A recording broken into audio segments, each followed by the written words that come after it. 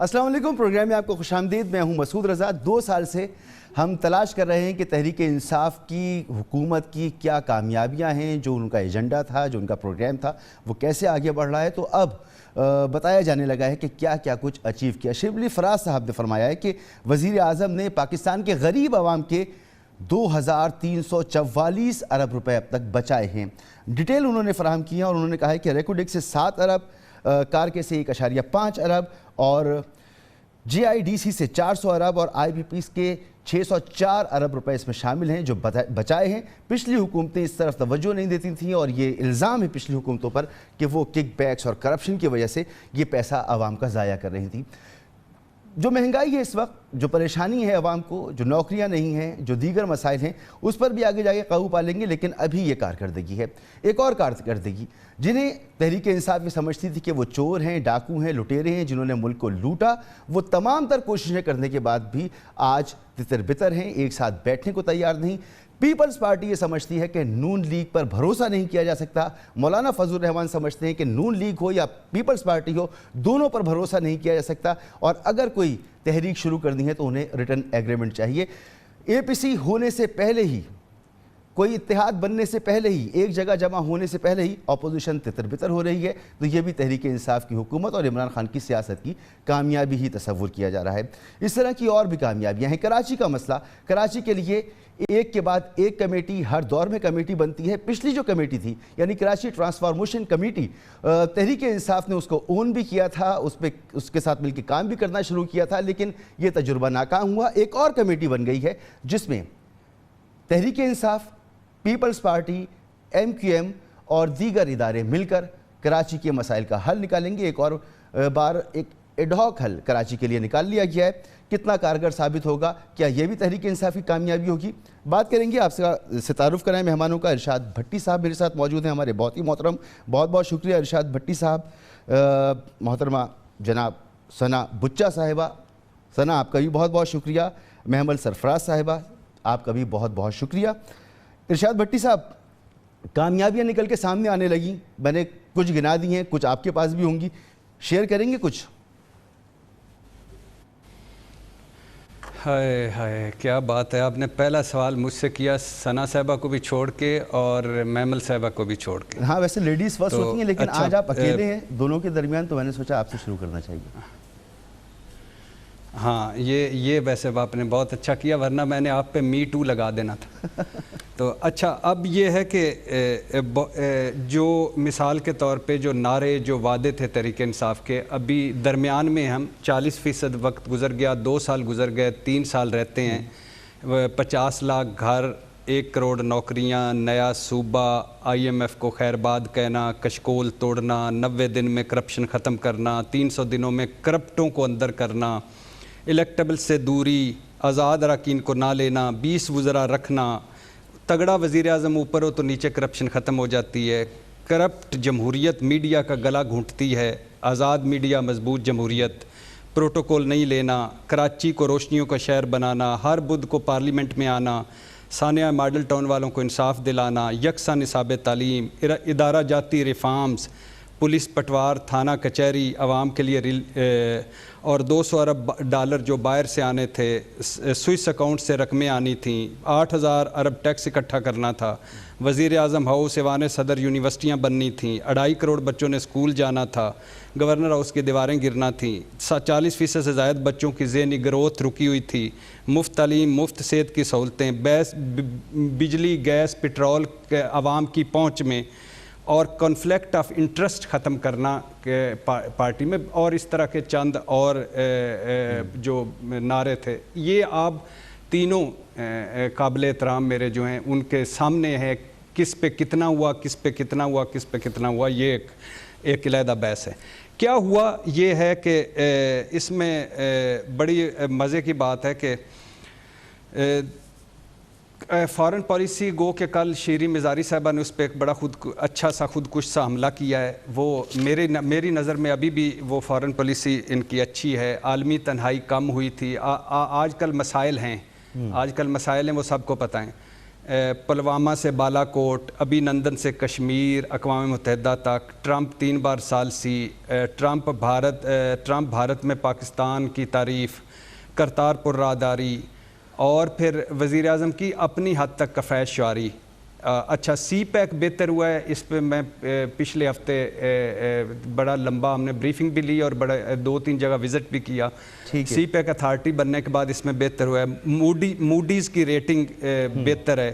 نجی بجلی گھر معاہدہ جو ہوا ہے اس میں وہ بہتر معاہدہ ہے، ابھی تفصیلات نہیں ہیں لیکن سنا ہے ڈالروں کی جگہ روپاؤں میں ہو گیا ہے، اور 15% جو منافع تھا ہاں وہ جو ایم او یو ہوا ہے اس میں ڈالروں کی بجائے روپاؤں میں ہو گیا، اور 15% جو منافع تھا جو 18-22% اور آگے چلا گیا تھا وہ 10 سے 12% ہے. کرونا ہم نالائق تھے، ہم نائل تھے، ہم کچھ بھی تھے. بس 1 منٹ اور چاہیے مسعود بھائی. کرونا ہم نالائق تھے، نائل تھے، کچھ بھی تھے، لیکن یہ اللہ کا فضل ہے، ہماری امیونٹی ہے، ہمارا ماحول ایسا ہے، جو بھی ہے یہ ہمارے لیے اللہ کے فضل سے باعث رحمت بنا اور بہت چیزیں بہتر کر گیا.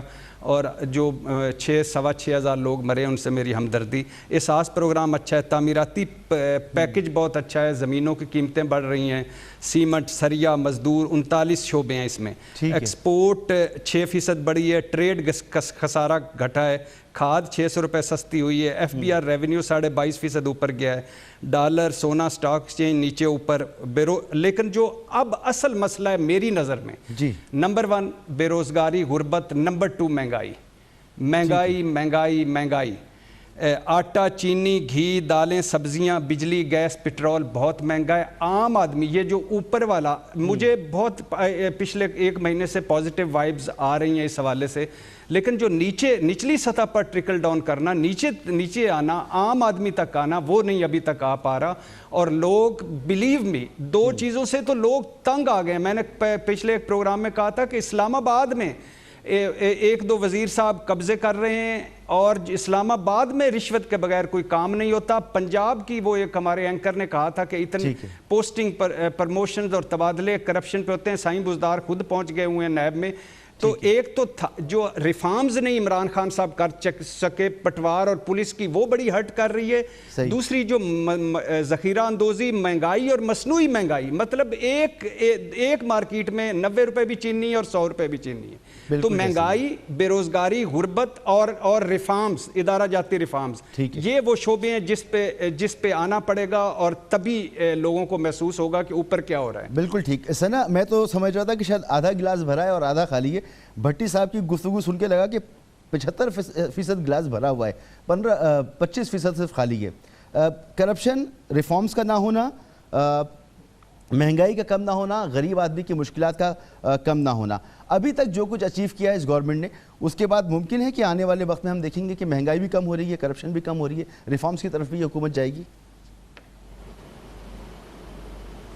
دیکھیں امید تو اچھی کرنی چاہیے، اور پاکستان تحریک انصاف سے امید ہی ہے جو اب تک ہمیں قائم رکھے ہوئے ہے. اور یہ بات میں بھٹی صاحب کی بالکل مانوں گی، جو انہوں نے پورا ایک اپنا، وہ بہت ان کا اچھا سٹائل ہے، میں کاش کے کاپی کر سکتی. وہ اتنی روانی سے بولتے ہیں اور اتنا یاد رکھتے ہیں ہر چیز کو، ان کے وعدوں کو بھی، اور جو وعدے پورے ہوئے، وفا نہ ہوئے وہ بھی. تو تمام تر چیزوں کو مد نظر رکھتے ہوئے بھٹی صاحب سے میرا اختلاف نہیں ہے. جو انہوں نے کہا ٹھیک کہا. جہاں جہاں فارن پالیسی میں ضرور شیریں مزاری صاحبہ نے کل جو گفتگو کی، میں اس کی بڑی شدید مذمت کرتی ہوں. میرا خیال ہے کہ ایک سٹنگ منسٹر ہوتے ہوئے، ایک عورت ہوتے ہوئے جن کو اتنی عزت ملتی ہے، جتنی ان کو میڈم کہہ کے بات کی جاتی ہے، she should not talk about what a person looks like اور ڈریسز لائک اور سیز. میری شاہ محمود قریشی صاحب سے پولیٹیکل ڈفرینسز ہو سکتے ہیں، مجھے ان کی پالیٹکس ناپسند ہو سکتی ہے، لیکن ایک سٹنگ منسٹر کو، آپ فارن منسٹر کو اس طرح کی بات کریں گی تو it doesn't speak very well for you اور یور گورنمنٹ. تو ایک تو فارن پالیسی میں بالکل بھٹی صاحب سے ایگری کروں گی کہ جتنی اسپیس ہمارے پاس ہے، کیونکہ ظاہر ہے جو ہماری جغرافیکل لوکیشن ہے، ایک طرف افغانستان ایک طرف انڈیا، ہمارے پاس آپشنز لمیٹڈ ہیں. ہمیں اپنے دوست، اپنی مفاہمت کرنے کے لیے، اپنے ساتھ چلانے کے لیے بہت سارے لوگوں کے ساتھ کرنا پڑتا ہے. سعودی عربیہ والا معاملہ ہمارے سامنے ہے، اب ہمیں اور پارٹنرز مل رہے ہیں، ملیشیا ہے، ٹرکی ہے، تو ہمیں ان کو بھی دیکھنا پڑے گا. ہمارے نئے دوست بن رہے ہیں، اور یہ ڈیفینیٹلی عالمی دنیا میں ہمارا ایک نیا قدم ہے، which is very good, bodes well for the P T I government. But اس کے علاوہ میرا خیال ہے ان کی کوئی بھی، میں جو پیسے کی بات ہو رہی ہے، یہ 400 ارب تھے، 200 ارب अरब माफ़ हो गए, तो कोर्ट ने दिलवा दिया आपको 400 अरब वापस। आप 400 अरब तो गिने ही ना, आप तो ये ओन ही नहीं कर रहे थे, आप तो अपनी ये जो केस जीत गए हैं इस पर तो आप दुख मना रहे थे, क्योंकि ये 200 अरब तो आप माफ़ कर चुके थे ना अपने दोस्तों को, तो अब आप ये इसका क्रेडिट क्यों ले रहे हैं?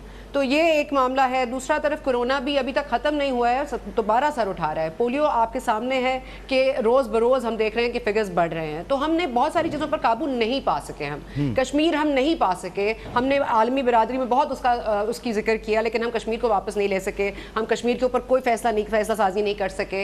हम बहुत सारी जगह पर आइसोलेट भी हुए हैं। अगर हमें नए पार्टनर्स मिले तो हम आइसोलेशन से कभी हमें देखना पड़ेगा कि वो भी साथ साथ चल रही है। महंगाई अगेन 17% से ऊपर, और ये जब न्यू लीग की हुकूमत गई थी तो 3.3 पर थी। तो अब मुझे बता दें कि अब हम क्या देख रहे हैं, मतलब इनकी आगे क्या समझबूझ है। सितंबर के हवाले से की बात करें, गंदम की जो 604 अरब रुपए की, जी वही मैं कह रही हूँ ना, कोई भी चीज़ कॉन्क्रीट नहीं है। तो मैं ये कह रही हूँ कि हुकूमत जिस तरह ये किराने की दुकान नहीं चलाते, ये उस तरह हुकूमत चला रहे हैं, उस तरह मुल्क चला रहे हैं। जैसे किराने की दुकान के, अच्छा ये 1 करोड़ सऊदी ने देने थे, अच्छा उन्होंने नहीं दिया, अच्छा ये चाइना से लेके दे दो, मतलब इससे लेके उसको दे दो, उसको लेके उसको दे दो, मतलब ये किराने की दुकान है, मुल्क है, क्या चला रहे हैं आप? मतलब ये इनको अभी भी समझ नहीं है। अभी भी यहाँ तक इनको अल्लाह ने ही हमें बचाया है, आगे भी अल्लाह ही मालिक है। पाकिस्तान तहरीक इंसाफ से उम्मीद ही की जा सकती है। ठीक। अच्छा महमल, जो गिलास भरा था अरशाद भट्टी साहब ने 75%, सना ने उसको 75% खाली कर दिया। अब लगता है सिर्फ 25% ही इसमें कुछ बचा है। आप क्या कहेंगी? देखिए मसूद, 2-3 चीज़ें हैं। पहली तो जहाँ तक बात है हमारी फॉरेन पॉलिसी की, तो अभी अगर आप अपने नेबर्स के साथ अपने ताल्लुकात देखें तो हमारे ताल्लुकात खैर वो पिछले हुकूमतों में भी ठीक थे, अब भी काफ़ी अच्छे चाइना के साथ है, जैसे उसके अलावा ईरान के साथ हमारे अच्छे, अफगानिस्तान के ऊपर क्योंकि वो पूरी पीस प्रोसेस का चल रहा है, तो वो भी अभी हमारे ताल्लुकात कोई बिगड़े नहीं है। जहाँ तक भारत की बात है तो भारत में तो एक्चुअली पाकिस्तान ने तो दोस्ती का हाथ खान साहब ने बार बार मोदी सरकार की तरफ बढ़ाया, लेकिन वो तो फिर मोदी गवर्नमेंट की फॉल्ट है या उनकी पॉलिसी है। फॉल्ट तो नहीं मैं कहूँगी, उनकी सोची समझी एक पॉलिसी है।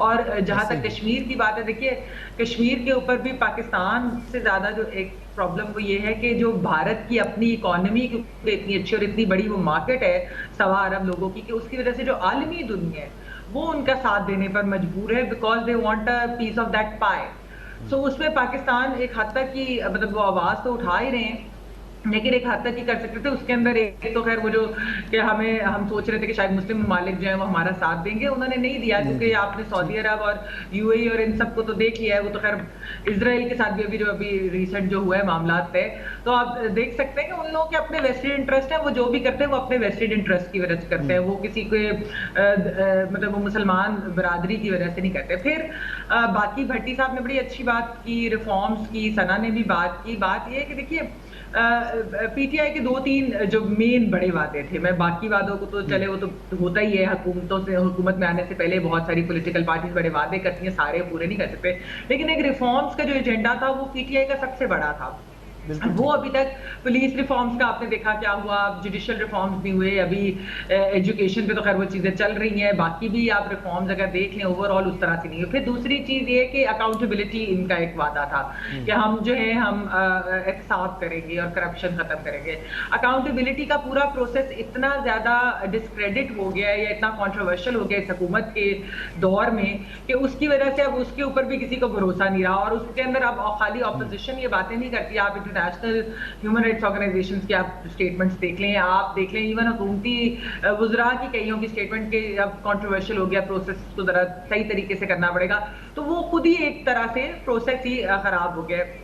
फिर बाकी जो बात है बहुत सारी ऐसी चीज़ें, कोरोना जिस तरह सना ने भी कहा, कोरोना देखिए अल्लाह का बहुत बहुत शुक्र है कि हम लोग अभी हमारे नंबर्स डाउन और हमारा बाकी सब कुछ बहुत अच्छा चल रहा है, लेकिन एक सेकंड वेव के एक डर है। और जो अभी हम सड़कों पे देख रहे हैं कि लोगों ने अब SOPs फॉलो करना ही मसूद बंद कर दिया। मैं तो खैर आपके प्रोग्राम के थ्रू भी लोगों से अपील करना चाहूँगी कि कोरोना ख़त्म नहीं हुआ, जब तक वैक्सीन नहीं आती और वैक्सीन आपको लग नहीं जाती तो आप ये मत समझे कि आप कोरोना से सेफ हैं। तो अगर SOPs ही नहीं लोग फॉलो करें, आपने 14 अगस्त को भी रश देखा, आपने वैसे रेस्टोरेंट जब से खुले, रेस्टोरेंट्स के अंदर अगर आप देखें तो किस किस्म की भीड़ है, ऐसे लगता है कि कोरोना फराज साहब ने जो बताया महमल, इन्होंने जो बताया कि वजीर आज़म ने गरीब पाकिस्तानियों के 2,344 अरब रुपए बचा लिए। अब इसमें जो पैसे हैं वो रेकोडिक के हैं, वो कहाँ से आए हमें पता है, कार के हैं वो कहाँ से आए हमें पता है, GIDC والے ہیں یہ ہمیں پتہ ہے, IPPs والے تو خیر اب ان کو گننا ہی فضول ہے کیونکہ ایک MOU سائن ہوا ہے. اس طرح کے بیان کو آپ کیسے دیکھتی ہیں؟ اگر مختصراً مجھے بتائیں, ایک بریک کی طرف جانا ہے مجھے. جی دیکھیے, میں شبلی صاحب کی بڑی عزت کرتی ہوں, وہ بڑے اچھے انسان ہیں, لیکن اصل میں تھوڑا سا گورنمنٹ کا مسئلہ ہے کہ یہ بہت ساری ایسی چیزوں کا کریڈٹ لے لیتے ہیں جو ان کا ہوتا نہیں ہے, یا پہلے کے پروجیکٹس کا بھی لے لیتے ہیں. کچھ چیزیں ایسی جس کا شاید حکومت وقت سے تعلق تھا, وہ کوئی بھی حکومت ہوتی تو وہ چیز ہونی تھی.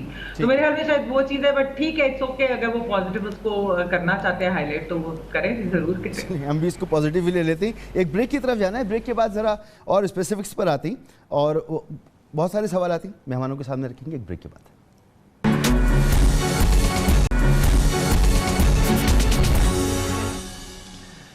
Welcome back. ارشاد بھٹی صاحب, اپوزیشن تتر بتر نظر آ رہی ہے. کل مولانا فضل الرحمان صاحب نے کہا کہ کچھ مسائل موجود ہیں, ان کا عدم اعتماد ہے نون لیگ پر, پیپلز پارٹی پر. پیپلز پارٹی نے نون لیگ پر عدم اعتماد کر دیا, ان کو کہہ دیا کہ قابل بھروسہ نہیں ہے. تو یہ APC ہونی تھی, یہ احتجاج ہونا تھا, ملین مارچ ہونا تھا, اپوزیشن کے غبارے سے ہوا نکل گئی, مان لیں اس کو. پہلی بات تو یہ ہے کہ بھائی جان یہ جو گلاس آپ بھر رہے ہیں اور خالی کر رہے ہیں, یہ گلاس ایک سائڈ پہ رکھیں. بزدار صاحب نیب میں اسی وجہ سے پہنچے ہوئے. اور دوسری بات یہ ہے کہ اپوزیشن, اچھا جس طرح ہم حکومت کی بات کرتے ہیں 2 سالوں میں, اللہ کے فضل سے ادھر دیکھتے ہیں تو ادھر بھی ٹھنڈ پڑ جاتی ہے, برف کے بلاک لگ جاتے ہیں دل میں کہ کوئی ایک مشترکہ لائے عمل نہیں, کوئی مشترکہ منصوبہ نہیں, کوئی مشترکہ تحریک نہیں. سارے ایک دوسرے کو چیٹ کرتے ہیں, سارے ایک دوسرے کو دھوکہ دیتے ہیں, سارے ایک دوسرے کے سے فائدہ اٹھانے کے چکر میں ایک دوسرے کو سیل آؤٹ کرتے ہیں. کوئی یعنی اسمبلیاں جعلی ہیں, نہ بیٹھو, وہاں بھی کچھ بھی یہ اکٹھے نہیں تھے. اسپیکر کا الیکشن وہاں بھی اکٹھے نہیں تھے, صدر کا الیکشن وہاں بھی اکٹھے نہیں تھے.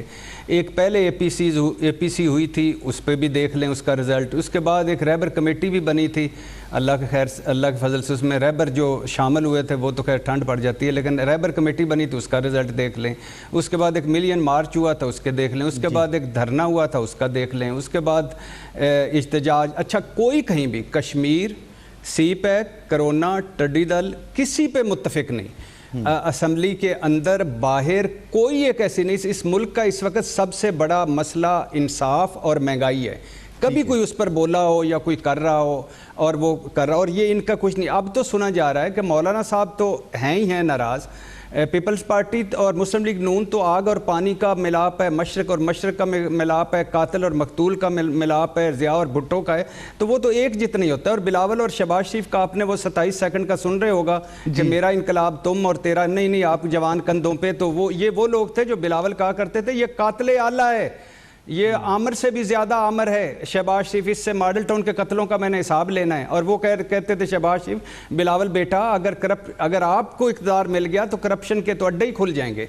تو اب ایک جو اہم خبر آئی ہے, جو ایک ہمارے دوست ہیں جاوید چودھری, انہوں نے بھی لکھا اور 2-3 لوگوں سے میں نے پوچھا, وہ بھی ہے کہ نواز شریف صاحب اور شہباز شریف صاحب, اب یہ گڈ کپ بیڈ کپ کھیل ہے یہ تو بعد میں پتہ چل جائے گا, لیکن نواز شریف اور شہباز شریف کا رفٹ جو ہے وہ بڑھ گئی ہے. اس کی وجہ یہ ہے کہ سنا جا رہا ہے کہ مولانا نے نواز شریف صاحب کو فون کیا, اور یہ جو APC کی تھی یہ دونوں نے ڈیسائیڈ کیا. عید کے بعد APC رکھنے کا بھی دونوں کی مرضی تھی.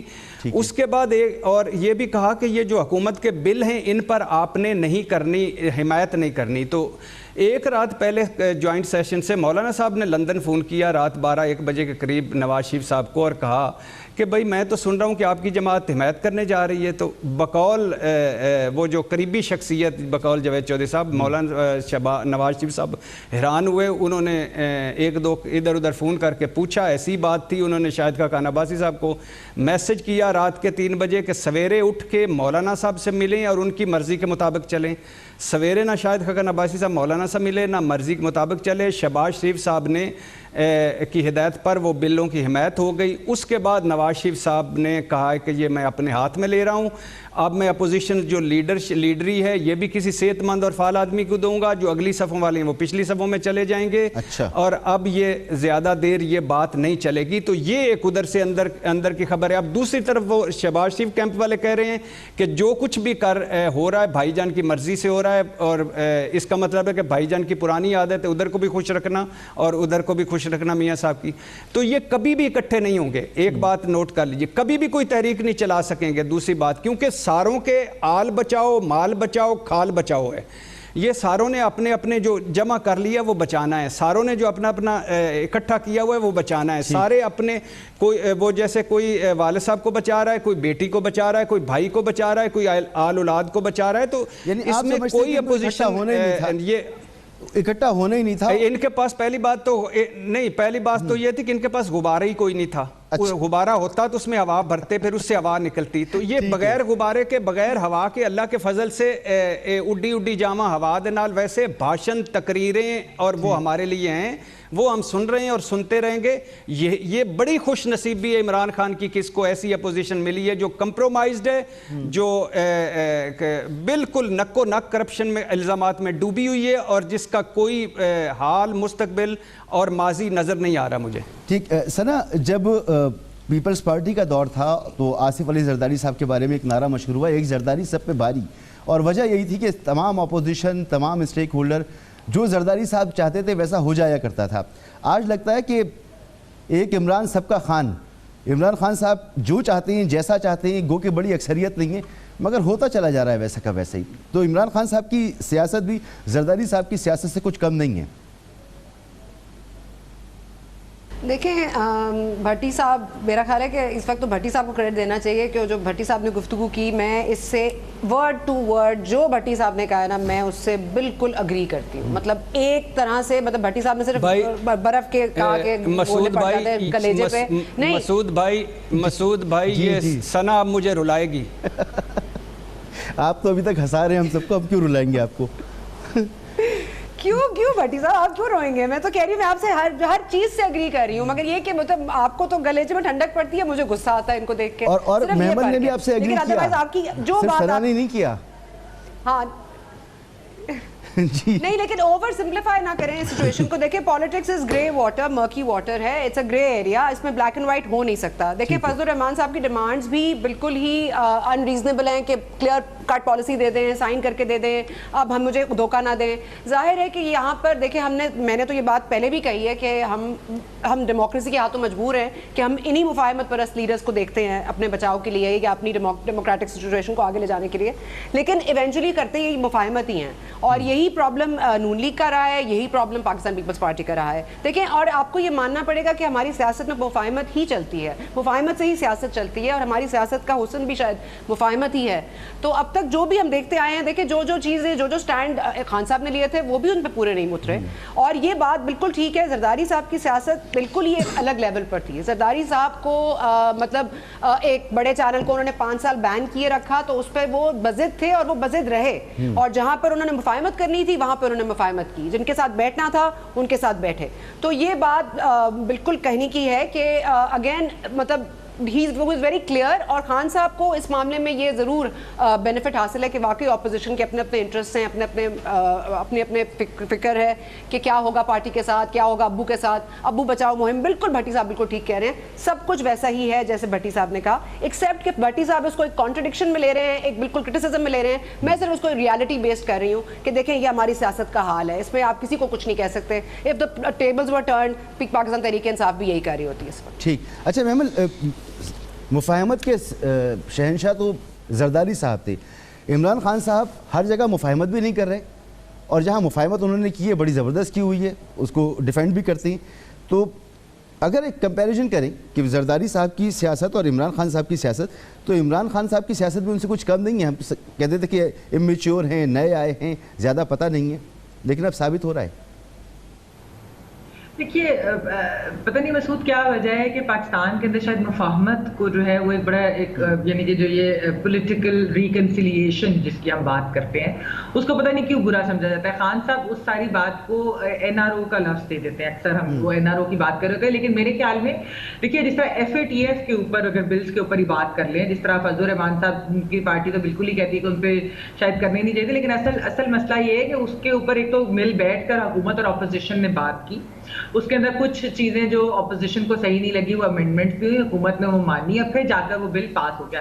جب اکٹھے بیٹھتی ہے حکومت اور اپوزیشن تو وہ کافی سارے معاملات اور خاص طور پہ لیجسلیشن جس کے لیے یہ سارے ریپرزینٹیوز الیکٹ ہو کر آپ کی اسمبلیوں میں جاتے ہیں, یہ لیجسلیشن کے لیے جاتے ہیں, کام کرنے کے لیے جاتے ہیں. تو اگر وہ ایک چیز مفاہمتی پروسیس کے تھرو ہو سکتی ہے تو پھر مجھے سمجھ نہیں آتی کہ حکومت ان کے ساتھ بیٹھ کر کیوں نہیں کرنا چاہتی, کیونکہ وہ چور ہیں, ڈاکو ہیں, لٹیرے ہیں اور اسی نیریٹو کے ساتھ ووٹ ملائے.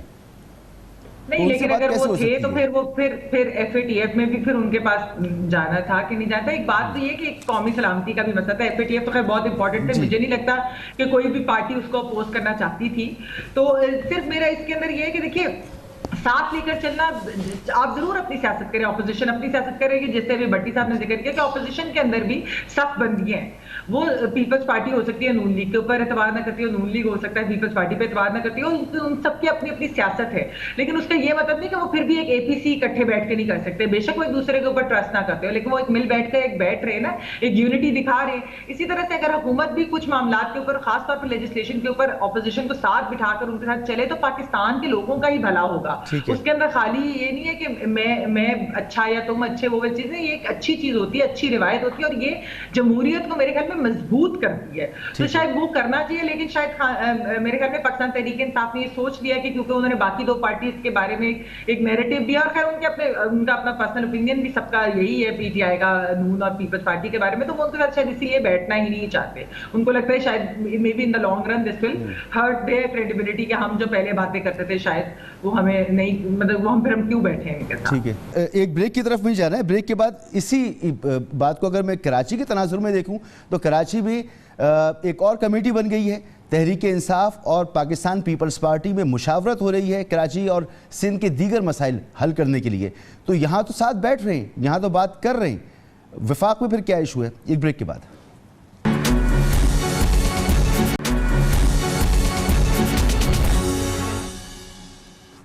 Welcome back. کراچی سے اچھی خبر ہے کہ Tehreek Insaf, Pakistan Peoples party, MQM اور دیگر ادارے مل کے بیٹھ رہے ہیں, کراچی کا مسئلہ حل کریں گے. لیکن کراچی کے لیے پھر ایک ایڈ ہاک سسٹم اپنانے کی کوشش کی جا رہی ہے.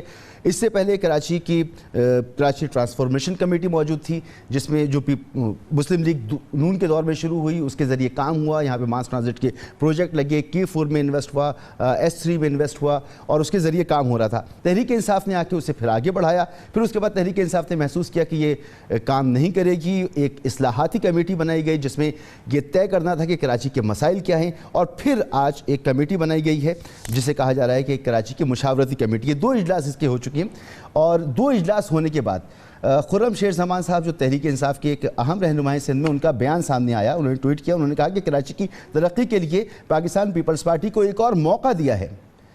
پاکستان پیپلز پارٹی کے پاس یہ آخری آپشن ہے, اگر اب کام نہیں کیا تو پھر وفاق اپنے آپشنز استعمال کرے گا. یہ 2 اجلاس ہونے کے بعد ہوا ہے. ارشاد بھٹی صاحب, تحریک انصاف وفاق میں ان جماعتوں کے ساتھ نہیں بیٹھتی, پیپلز پارٹی کے ساتھ نہیں بیٹھتی, سندھ میں اس نے بیٹھنے کا فیصلہ کیا, دیر سے فیصلہ کیا, اور پھر یہ لب و لہجہ, اور اس وقت جب کہ 2 اجلاس ہو چکے. کیا چاہتی ہے تحریک انصاف کراچی کے لیے, کیا نظر آتا ہے آپ کو؟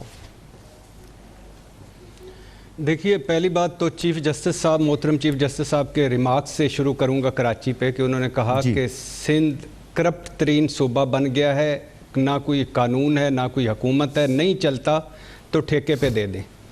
اب کیسی سیاست ہے, آپ دیکھیں, اندازہ کریں اس ملک کی کیسی سیاست, یہ کیسے لوگ ہیں, پتہ نہیں کہاں سے آئے ہیں. Chief justice Balochistan high court نے کہا ہے کہ یہ ہمارے لیڈر آتے کہاں سے ہیں, یہ جو ہمیں لیڈ کرتے ہیں یہ کہاں سے لوگ آتے ہیں. کراچی کا مسئلہ, ایک مسائل کے ہیں, کوئی میں بات نہیں کرنا چاہتا ہوں. ملک کی معیشت کا ہب اور 2-2.5 کروڑ لوگوں کا زندگیاں, پاکستان کا مسئلہ, کراچی امن ہو, یہ ہمارے سیاستدان مانیٹر کی موجودگی میں پاک فوج کی موجودگی کے علاوہ بیٹھنے کو تیار ہی نہیں ہوتے. کراچی کی پہلی جو کمیٹیاں بھی علیحدہ یہ بناتے ہیں یہ ایک دوسرے سے چیٹ کرتے ہیں, وعدے پورے ہی نہیں کرتے. کراچی اب کی کمیٹی ہے, اس سے بھی اگر کوئی تھوڑی سی ہوپ ہے, وہ یہ ہوپ یہ ہے کہ فوج کی موجودگی تھی, ایک اعلیٰ سینئر افسر بیٹھے تھے اور ان کی موجودگی میں یہ بیٹھے ہیں. وہ یعنی ان کو پاکستان کے مسئلے پر, پاکستان پر بھی ایک نگران چاہیے, ایک مانیٹر چاہیے جو سمجھائے, جو ان کو گارنٹی دے. ایک طرف کراچی کی کوئی بات کریں تو وہ کہتے ہیں کراچی پر قبضہ ہو رہا ہے, کراچی چائے کا کپ نہیں جو کوئی پی لے, کراچی لینے والے ایم کو کی جنت میں رہتے ہیں, سندھ کارڈ ہے, 18ویں ترمیم ہے, جمہوریت کا مسئلہ ہے. دوسری طرف اگر کوئی بات کرے کراچی کی تو وہ کہتے ہیں یہ کرپٹ ہیں سارے, ہمیں ان پر اعتبار نہیں ہے, پیسے تو ہیں مگر ہم لگائیں گے نہیں, کریڈٹ کوئی اور نہ لے جائے.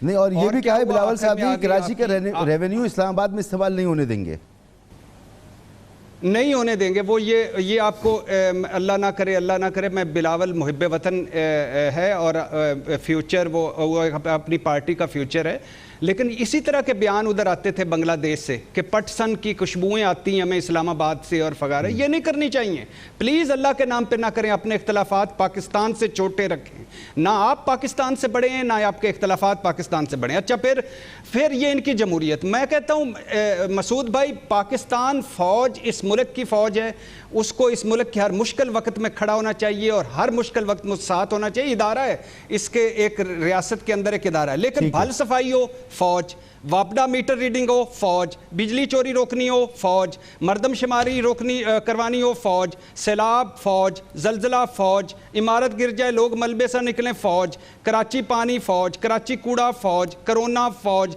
ٹڈی دل فوج, نالا لئی فوج, چھوٹو گینگ فوج, عزیر بلوچ لیاری گینگ فوج آ جائے, حادثہ ہو جائے فوج آ جائے. شیخ رشید کہتے ہیں میں 14 مرتبہ وزیر بنا ہوں اور مجھے کرونا کا ٹیکہ نہیں مل رہا تھا. جنرل افضل کا بھلا ہو چیئرمین این ڈی اے میں کا جس نے مجھے ٹیکہ لے کے دیا.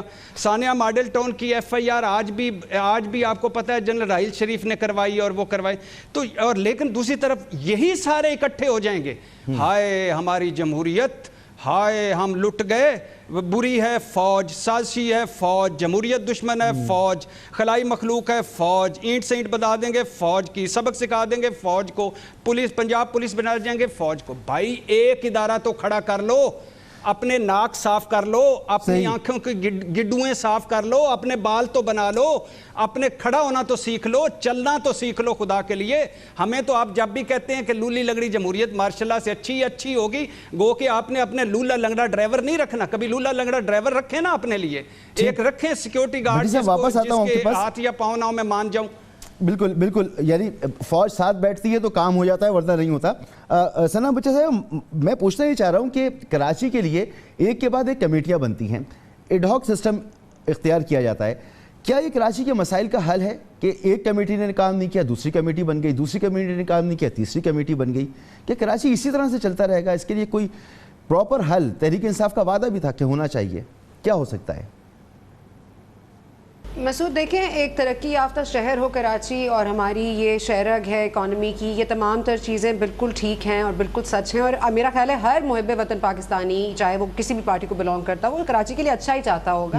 لیکن دیکھیں مسئلہ کیا ہے, جو بھٹی صاحب نے بھی فرمایا اس وقت کہ واقعی ہر جگہ فوج فوج فوج فوج, تو جس طرح کل چوہان صاحب بھی فرما رہے تھے کہ ہر اچھی چیز کے پیچھے وردی ہے, تو اسی لیے کیونکہ ہم نے ظاہر ہے اتنا انویسٹ کیا ہے اس ادارے میں, اور اگر یہ ادارہ ہمیں ہماری نیڈس کو پورا کرتا ہے یا ہماری ریکوائرمنٹس کو میٹ کرتا ہے تو اس میں کوئی احسان کی بات تو ہے نہیں. نمبر 1. نمبر 2, آپ یہ دیکھ لیجئے کہ جو آج رضا ربانی صاحب نے بھی گفتگو کی کہ سینٹرلائزیشن آف اتھارٹی جو ہوتا ہے نا, سینٹرلائزیشن آف پاور کو یہ چلے جاتے ہیں, لیکن ایونچولی آپ کو کرنا کیا پڑتا ہے, ایونچولی آپ کو تمام تر سٹیک ہولڈرز کو ایک ٹیبل پر بٹھانا پڑتا ہے.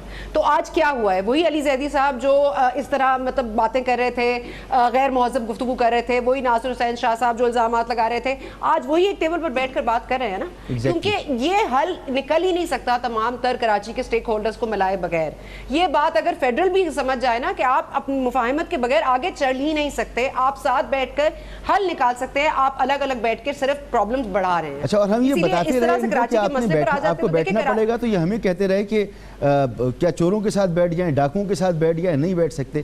یہ گفتگو دیکھیں نا ہوتی اب یہ رہی۔ معاملہ کیسے ہوا. اب آپ دیکھیں نا فوج کو پاورز دیے گئے, ڈسکریشنری پاورز دیے گئے کہ جا کے کراچی کے مسئلے کو حل کرے, کراچی کا کچرا صاف کرے. ایونچولی آنا پڑا نا جنرل صاحب کو یہاں پر. ایونچولی ان کو پھر بیٹھ کر کیا ہوا, وہ بھی 2 ہفتے بعد ان کو بھی بٹھانا پڑا نا تمام تر پارٹیز اسٹیک ہولڈرز کو ساتھ. ان کو یہ نظر آیا کہ وہ اکیلے نہیں کر سکتے, اکیلے فوج کچھ بھی نہیں کر سکتی, اکیلے پیپلز پارٹی کچھ نہیں کر سکتی, اکیلے پی ٹی آئی کچھ نہیں کر سکتی. تو یہ تو تمام تر اسٹیک ہولڈرز کو ساتھ ہی مل کر چلنا پڑے گا. دوسرا کراچی کے اوپر ایک بڑی امپورٹنٹ بات یہ ہے کہ دیکھیں کراچی جغرافکلی ڈیموگرافکلی بہت ڈفرینٹ شہر ہے, اور یہ بہت بڑا شہر ہے. بلو اکانومی کی بات بھی خان صاحب نے کی ہے, وہ اس کے کوسٹ سے ساری ریلیٹڈ ہے, گوادر پورٹ سے ریلیٹڈ ہے جو کہ پیوٹل ہے سی پیک پروجیکٹ میں. ٹھیک ہے, اب یہ بلو اکانومی کی تمام تر کوسٹل اکانومی ہوگی, معدنیات بڑھیں گی, آپ کی کوسٹل ٹورزم بڑھے گا, آپ کی تمام تر چیزیں, تو آپ کو کراچی پہ اٹینشن دینی پڑے گی. دوسرا, کراچی کے لیے کوئی ایڈ ہاک بیسس کے اوپر پلان نہیں بننا چاہیے. کراچی کی جو کمیٹی ہے اس کو out of the box think کرنا پڑے گا, کیونکہ جس طرح لنڈن ہے اگر آپ دیکھیں تو تمام تر کاؤنٹیز, تمام تر شہروں سے برطانیہ کی اس کو الگ طرح سے چلایا جاتا ہے, اس کے میئر کے پاس الگ طرح کی اتھارٹی ہے.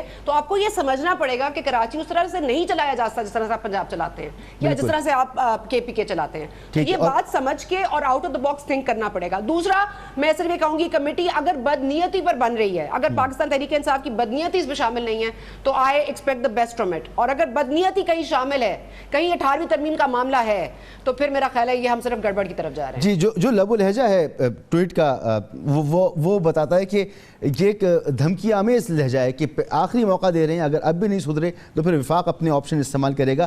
تو اصل میں معاملات کس طرف جائیں گے, موڈ اسلام آباد کا کیا ہے؟ محمد آپ سے پوچھتا ہوں ایک بریک کے بعد.